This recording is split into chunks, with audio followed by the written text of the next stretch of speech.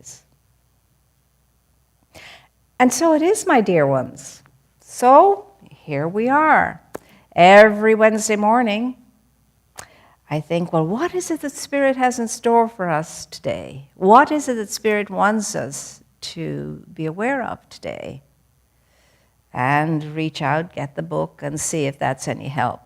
And sometimes it is, and sometimes the idea just comes. So the book that came to mind today is a very old book, out of print at the moment, Living Without Strain by Joseph Murphy. It's the inner meaning of the book of Job. And whenever you mention the book of Job, people go, oh, not the book of Job. It's such a sad, sob story. Well, there's a lot of sad, sob stuff in it, but it's not the story. The story is a triumphant story. It's a manifestation story. Anyway, the pages that I just gleaned in on, I'm very, very into the practice of just opening up a page and see where it lands. And this is where it landed. So, in this good book, in this good book, it is stated,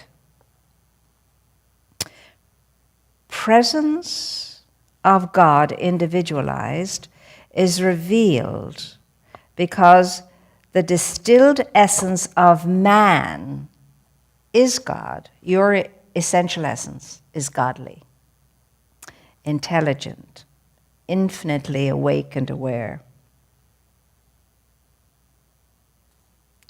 And he says, in the ultimate sense, when man dies to all false beliefs, fears, superstitions, radical prejudice, God knows there's too much of that around, creeds and color, Christ, which means the presence of God individualized, Christ equals the presence of God individualized. It's not the surname, the last name of Jesus of Nazareth. He was known as Yeshua bar Joseph, Yosef. That was the way people were named according to the parent. Actually, in the Irish language, it's the very same, and it's probably the same in other languages. My name was Moira Shanach,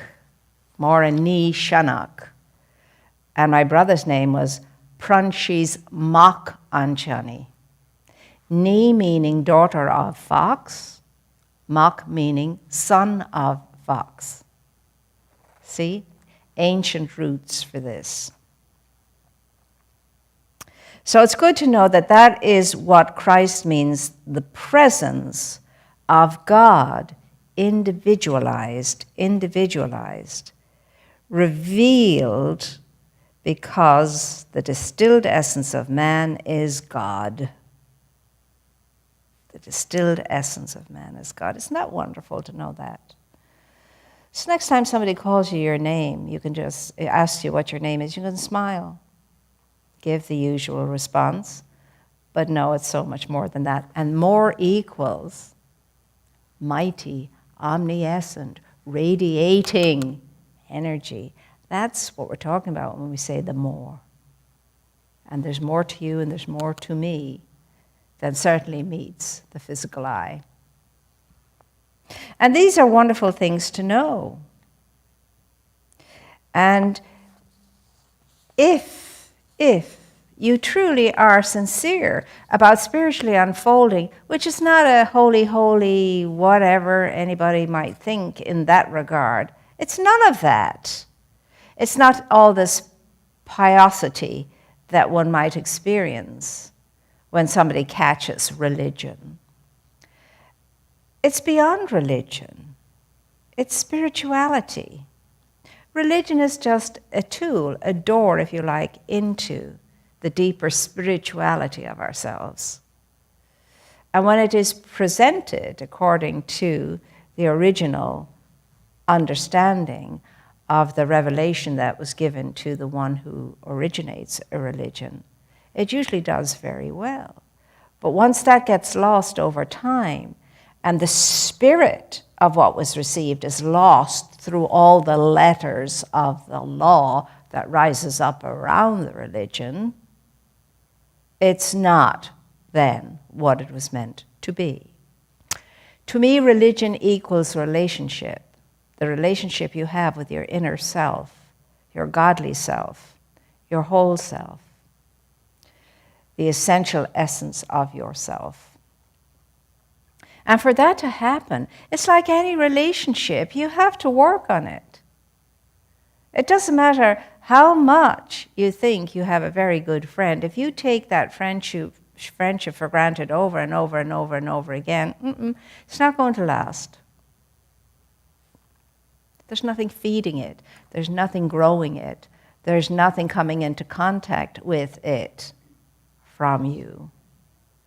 And the same with the plant. I have a relationship with the plant, and my relationship is to take care of it, to give it what it needs, to nurture it, give the nutrients it needs to grow, be a happy plant. Same thing with anything that has life in it. We take care of the life within everything. Everything. Remember, every single thing in creation, even what we call inanimate objects, has energy in it. You can sense energy in rocks. But now they even have gadgets that can detect the energy in what we call inanimate objects. So what does that say? It means that everything is alive in some way or another. Everything is energized in some way or another. And you know, all the superstitions that grew up in religion about a holy well or a holy tree or whatever came out of some semblance of truth because energy was detected somewhere. And now we have instruments that are going to actually pick up the energies in things. You would see people buying those gadgets now that you go out in and you search the sands and everything else, see if you can find any precious metal or whatever. Can you imagine if that's the case in an inanimate object, in the chair, in the floor, you know, in whatever? Just imagine the amount of energy there is in you. It's phenomenal. And yet look at how many of us are dragging ourselves around all the time. That's because we're allowing that feeling to happen through the way we're thinking. Oh, I'm getting old now. It's not the same. No, it's not. Your thoughts are not the same because when you were a youngster, you knew you could do this, that, and the other. You knew it. And just because we've bought into ageism, which we have in spades in America especially, got to have this pill, you got to have this potion, you got to have this lotion, you got to have this cream, you got to, it's never ending. Just have to, if you're still watching television to that great extent, you'll see it all on the adverts. You've got to have this, you've got to have that, you've got to do this, you've got to do the other. And really, the only thing you gotta is to think aright so that you can feel aright. And if you have good thoughts, you'll have good feelings. If you have good thoughts and good feelings, your body will go, yay, she's having a good day today. And all those little cells will be so fluffy and so jazzed. You'll have a ton of energy. Because remember what Deepak Chopra, and I will not tire of reminding us of this, says in his book, Ageless Body, Tireless Mind. All your cells are eavesdropping on your thinking, eavesdropping in your mind. And those cells are changed by what they hear. So if it's a sad sob story, those little cells are cringing, they're going, ooh. They're contracting. Now when you're happy and you're full of jingly Jew, those little cells are going, ooh, it's a good day in the kingdom today. The kingdom of the body. Don't take my word for any of this. Test it out. See for yourself. Put it to the test, as Scripture says. Hear me. Put me to the test. And if you do, you will see the gates of heaven will open and shower you with so many rich blessings that you will not be able to contain them. Put me to the test. And only yourself. Stop putting other people to tests. They always fail if that's what you're doing. Nobody can test us except ourselves. Nobody. Now, we can go along with people having control and authority over us and giving them up, giving to them our power. Don't have to do that. Be in charge of yourself and know that no one knows your needs as well as you do. No one can meet your needs as well as you can. It's your job, and it's your only job. So let's not keep pawning these needs of ours onto everybody else. Because every time you do, you weaken yourself. You say, I'm not able. That's what the body's hearing, the mind's hearing. She's not able. She can't. I will, and I do, are words that we entertain. And I smile every time now, and I've shared it before.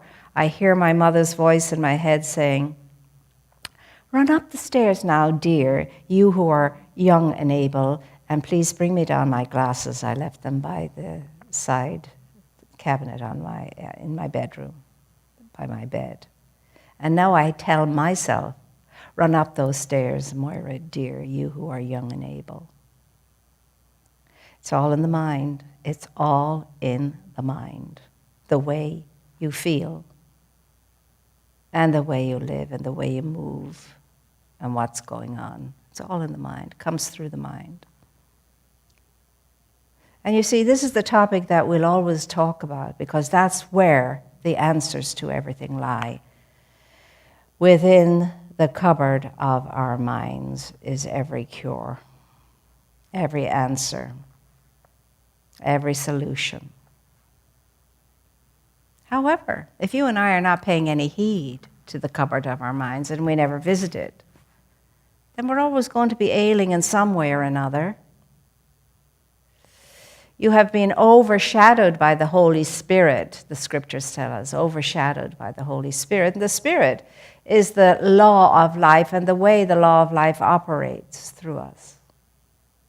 It's the genie in our lives that says, your wish is my command, O Master.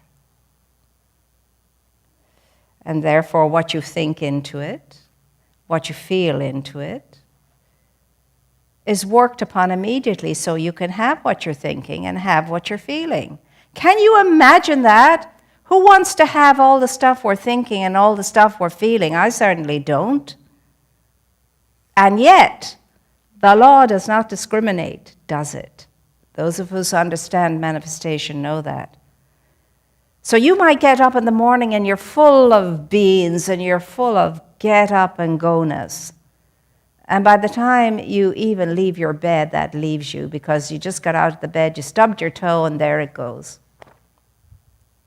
That all goes out the window. Before you have even moved in to brush your teeth, you're already ouching. So, the trained mind is much greater than the untrained mind. Trord always reminded us of that, and did Ernest Holmes as well. So to train your mind, what does that take, my dear ones? Just paying attention to what's going on in it. You can be going about your business in the day, and again, you may have been up feeling good about everything and on your way, and by lunchtime you're drained. And you think to yourself, what's going on? I would say to you, ask yourself, what have you been dwelling on for the past 2-3 hours? Because I'll guarantee that has something to do with it. And that's because we don't know how to be in the moment, present in the moment. I'm making a cup of tea. Be present to the process of making a cup of tea. And the thought and the feeling that goes with that, for me anyway, could be good. I'm going to make it a lovely cup of tea now. I just really appreciate tea. Tea is my friend. And then make it the ritual, like if you go to a Japanese tea party, the whole thing is a ritual and you're very present to each and every part of the process. And there is a protocol with regard to how to make tea, by the way. So, if it's going to be, it's up to what I'm thinking in my mind and feeling in my emotion, if it's going to be.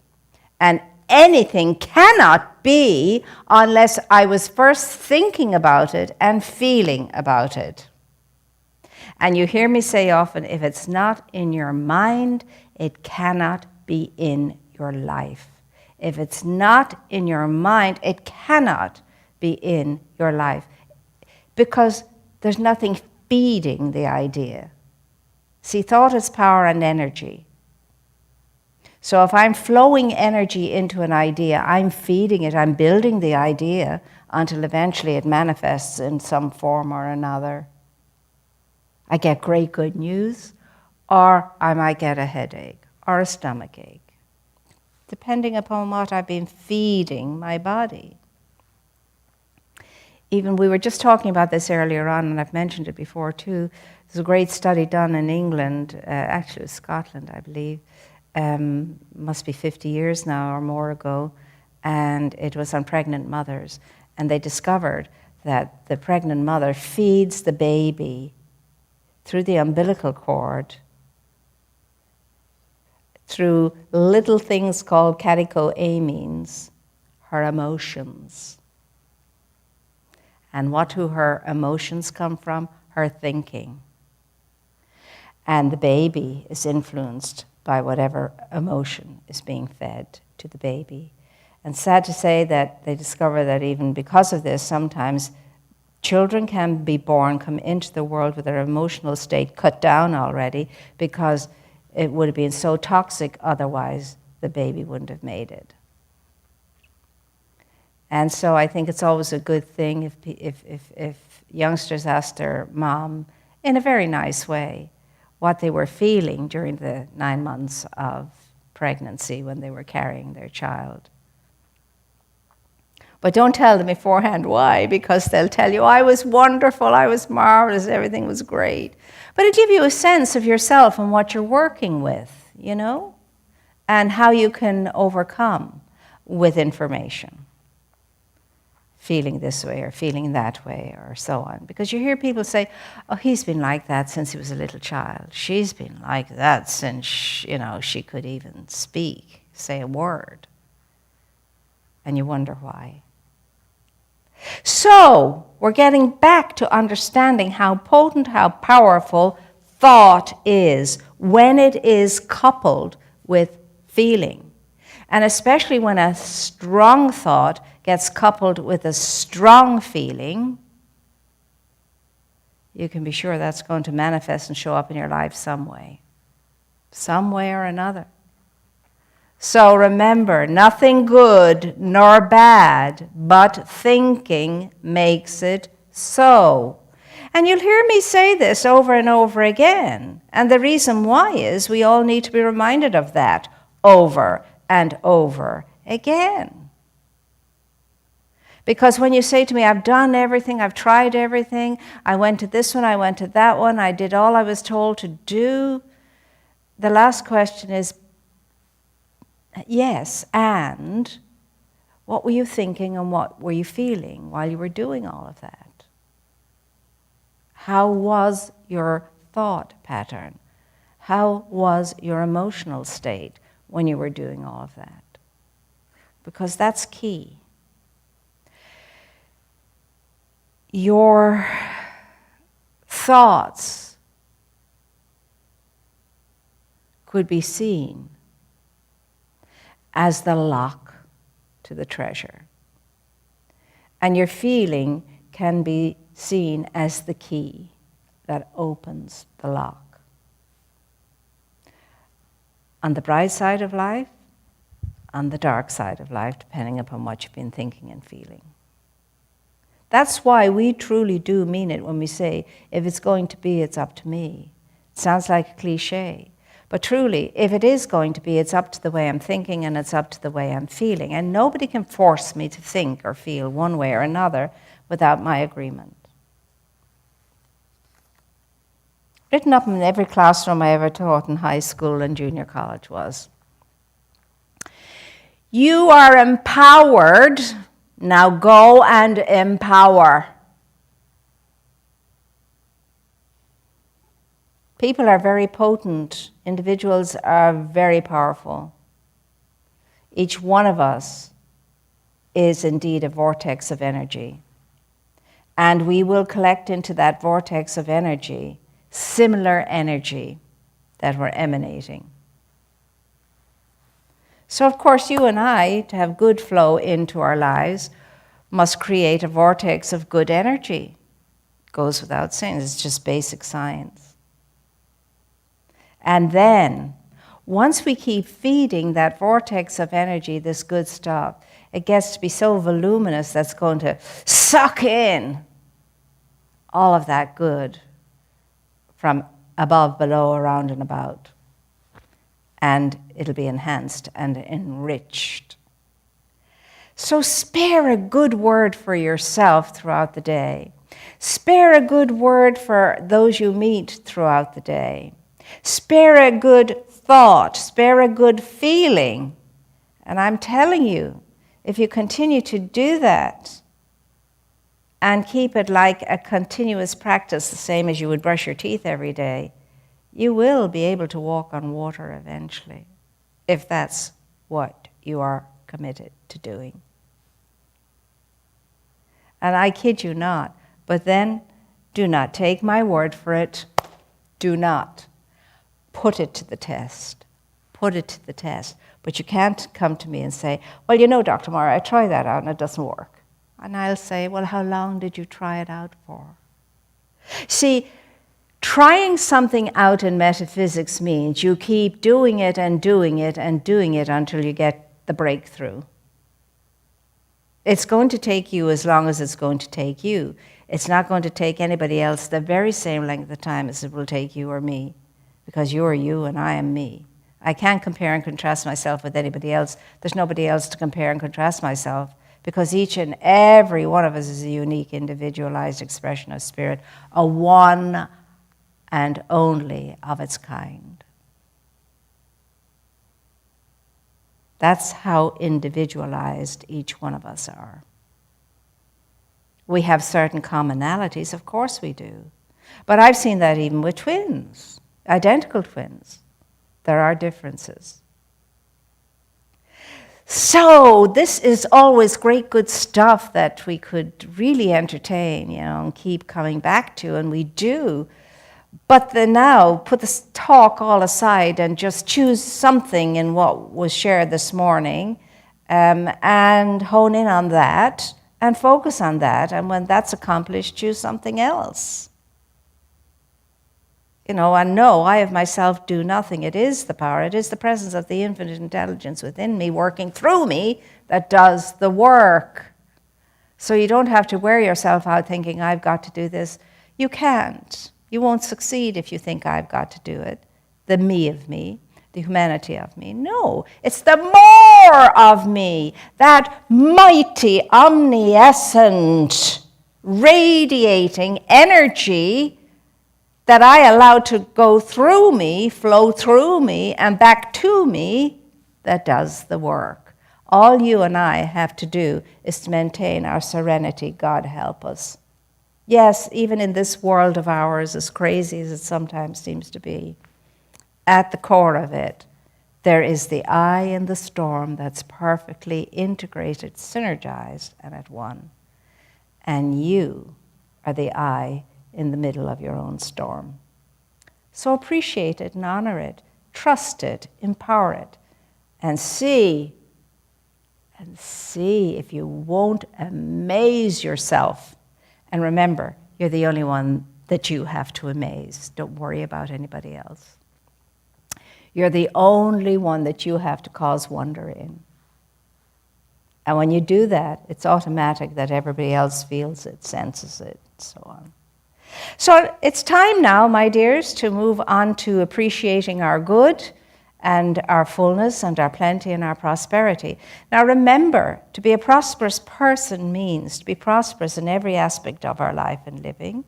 It's not, money is only a part of it. It's to feel prosperous in the way you live, in the way you think, in the way you feel, in the way you experience life. And to know deep down in your heart always, you know what? I know I'm enough. And because I am enough, I'll always have enough. And the enough that I have will be plenty from which to have a good life and to share with others. That's what prosperity means. It's about enoughness. It's about feeling yourself as being enough. It's the best prosperity of all, knowing that you are enough. Because when you know you're enough, you'll accomplish. And I'm going to get my little gift here. All right. I think I may have put it in with the notes, or else there's one up here. There's where it is. I'm going to take this, and it stands for much in my life. It stands for my gratitude for all of my life's blessings that have been so copious that I've had enough to share. And I've always had enough to share because I've always given thanks for all the good in my life. And you grow up with it, at least I grew up with it, before every meal and after every meal, we gave thanks. So that's what this is about, giving thanks. And in the giving thanks, knowing I'm always supplied. I can depend upon my source. I can rely upon my source. And I know I'm always going to have enough, and then enough will always be plenty. And in this, I want to thank you for understanding, as I do, that life is all about incoming and outgoing, grace coming in and grace going out. It's about sharing. It's about caring. It's about empowering. It's about being all that we can be. It's about being what we signed up to be when we came in. A very real and present help wherever we are. And to do whatever we do and be whatever we are in kindness. And that's the key. Because in kindness, there's no judgment. In kindness, there's none of this. It's a very simple, if you like, old-fashioned virtue, kindness. But it's mighty. So we're grateful to you for supporting us here to keep our work going, which we have done. We have been open all along. All along, 7 days a week, things are happening here that are creating good somewhere in the world, especially the immediate world of ours. Couldn't happen if all of us weren't together in community as one power. And I'm grateful for that, we all are. So now we're going to take our gift between our blessing hands and really appreciate what it is to be the minority in the world that has enough from which to share, because the majority of people on the planet don't. And we're so blessed. So this is what we're knowing. Divine love consecrates my gift. It goes forth to heal, to bless, to prosper all those who give and all those who receive. I rejoice in the sharing of my gift, and I release my gift with love, and so it is. And until we meet again, my dear ones, please stay plugged in. We're getting very close to meeting in person now, and we're so jazzed here we can't wait. So a little bit more patience, and soon we'll all be in this great room together. and know that you are prayed up and that you're very much appreciated and you certainly are very much loved. And that's the truth. And so as the children wave goodbye and say goodbye or see ya, we do that here.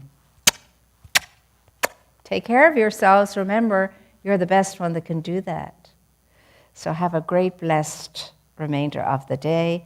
Make yourself smile and perhaps make somebody else smile too. Because remember, a smile is powerful energy. Tune in and know we're here for you however we can be here for you, and we won't be able to be here for you if we don't know how to be here for you, which means let's know. So go into the rest of the day knowing you're deeply blessed and get out there and splash that blessing all over the place. And so it is.